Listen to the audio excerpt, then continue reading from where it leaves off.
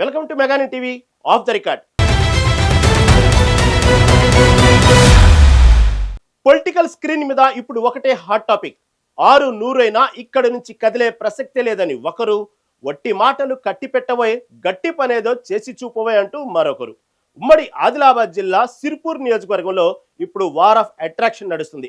Party ఒక్కటే, జెండా ఒక్కటే, కానీ అజెండాలు మాత్రం వేర్వేరు. పంచాయతీ ఎన్నికల రిజల్ట్స్ తర్వాత ఈ వర్గపోరు నెక్స్ట్ లెవెల్కి చేరింది. అసలు సిర్పూర్ కారులో ఇంత కాక ఎందుకు పడుతోంది?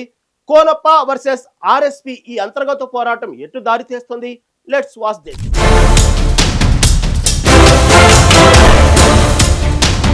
సిర్పూర్ నియోజకవర్గంలో బీఆర్ఎస్ పరిస్థితి ఇప్పుడు పైకి పట్టారం లోన లొటారం అన్నట్లుగా తయారైంది. అసెంబ్లీ ఎన్నికల్లో ప్రత్యర్థులుగా తలపడిన కోనేరు కోనప్ప, ఆర్ఎస్ ప్రవీణ్ కుమార్ ఇప్పుడు ఒకే గూటికి చేరారు. పార్టీకి బలం పెరిగిందని అధిష్టానం సంబరపడేలోపే క్షేత్రస్థాయిలో సీన్ రివర్స్ అయింది. ఒకే వరలో 2 కత్తులు ఎమడలేవన్న చందంగా ఇద్దరు నేతల మధ్య కోల్డ్ వార్ మొదలైంది. తాజాగా జరిగిన పంచాయతీ ఎన్నికలు వీరి మధ్య ఉన్న గ్యాప్ను మరింత పెంచాయి.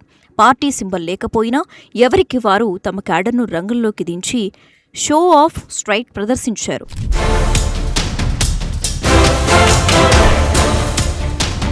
గత అసెంబ్లీ ఎన్నికల్లో ఇద్దరు ప్రత్యర్థులు, అప్పుడు బీఎస్పీ నుంచి ఆర్ఎస్ పోటీ చేయగా బీఆర్ఎస్ తరపున కోనప్ప బరిలో దిగారు. ఫైనల్గా ఇద్దరూ ఓడిపోయారు. కోనప్ప కాంగ్రెస్లోకి వెళ్లిపోయి వెంటనే తిరిగి బీఆర్ఎస్ కండువ కప్పుకున్నారు. ఈ క్రమంలో పార్టీకి మేలు జరిగిన పంచాయతీ ఎన్నికలు మరోసారి వర్గపోరుకు ఆజ్యం పోసినట్టు అయింది.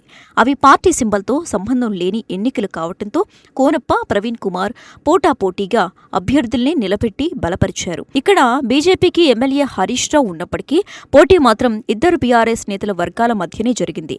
చివరికి కాంగ్రెస్ కూడా సిర్పూర్లో చతికిలపడింది. ఫైనల్గా కోనప్ప వర్గం 54, ఆర్ఎస్ ప్రవీణ్ వర్గం 20 గ్రామ పంచాయతీల్ని దక్కించుకున్నాయి. అధిక స్థానాలు సాధించి కోనప్ప వర్గం ఖుషీలో ఉండగా ఆర్ఎస్పీ అనుచరులు మాత్రం కాస్త నాజర్లో ఉన్నారు. అయితే పార్టీ ప్రోటోకాల్ పాటించడం లేదంటూ కోనప్ప మీద అధిష్టానానికి ఫిర్యాదు చేసేందుకు ఆర్ఎస్ సిద్ధమైనట్టు తెలుస్తోంది.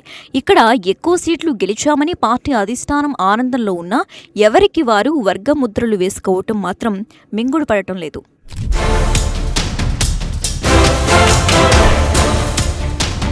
ఇక్కడ విచిత్రం ఏంటంటే విన్నర్ టేక్స్ ఇన్ ఆల్ అన్నట్లుగా కోనప్ప వర్గం ఫుల్ జోష్లో ఉంటే ఆర్ఎస్పీ అనుచరులు మాత్రం ఫేర్ ప్లే జరగలేదని ఆరోపిస్తున్నారు. స్థానిక బీజేపీ ఎమ్మెల్యే హరీష్ బాబు ప్రభావం కంటే ఈ ఇద్దరు బీఆర్ఎస్ నేతల మధ్య అసలైన పోటీ జరగడం విశేషం. కాంగ్రెస్ ఇక్కడ థర్డ్ పార్టీ కూడా నిలవలేక చతికిలబడిపోయింది.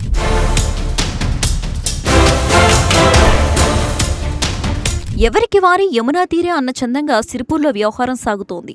పార్టీ కార్యక్రమాల్లో ప్రోటోకాల్ పాటించడం లేదని, తనను కావాలనే పక్కన పెడుతున్నారని ఆర్ఎస్ ప్రవీణ్ కుమార్ సీరియస్ అయ్యారు. రూల్స్ ఆర్ రూల్స్ అంటూ ఆయన అధిష్టానానికి ఫిర్యాదు చేసేందుకు సిద్ధమయ్యారు. మేము కష్టపడి పార్టీని బ్రతికిస్తుంటే మధ్యలో వచ్చిన వారు పెత్తనం చెలాయించడం ఏంటి అన్నది ఆర్ఎస్పీ వర్గం వెర్షన్. దీనికి కౌంటర్గా ప్రజల్లో బలం ఉన్నవారికి పదవులు, గౌరవం దక్కుతాయి అని కోనప్ప వర్గం లాజిక్ తీస్తోంది.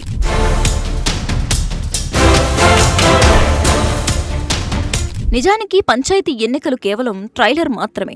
అసలు సినిమా ముందుంది. త్వరలో జరగబోయే ఎంపీటీసీ, జెడ్పీటీసీ, మున్సిపల్ ఎన్నికల్లో బీ ఫామ్స్ ఎవరికి ఇస్తారనేదే ఇప్పుడు $1 క్వశ్చన్.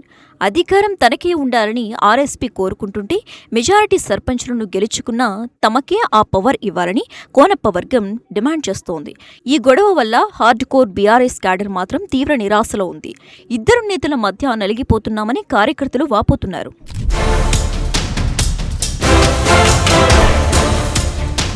కేసీఆర్ మరియు కేటీఆర్ ఈ ఇద్దరు నేతలను ఎలా బ్యాలెన్స్ చేస్తారనేది ఇప్పుడు ఆసక్తికరం. ఆర్ఎస్పీని రాష్ట్ర స్థాయి బాధ్యతలకు పరిమితం చేసి సిర్పూర్ను కోనప్పకు అప్పగిస్తారనే ప్రచారం మొదట్లో జరిగింది. కానీ నెవర్ గివ్ అప్ అంటూ ఆర్ఎస్పీ నియోజకవర్గ పట్టు కోసం ప్రయత్నిస్తున్నారు. కోనప్ప సైలెంట్ గా తన పని తాను చేసుకుపోతున్నారు. ఫైనల్ గా సిర్పూర్ బాస్ ఎవరనేది తేల్చకపోతే కారు పార్టీకి ఇక్కడ ఇంటర్నల్ డ్యామేజ్ తప్పదని విశ్లేషకులు హెచ్చరిస్తున్నారు.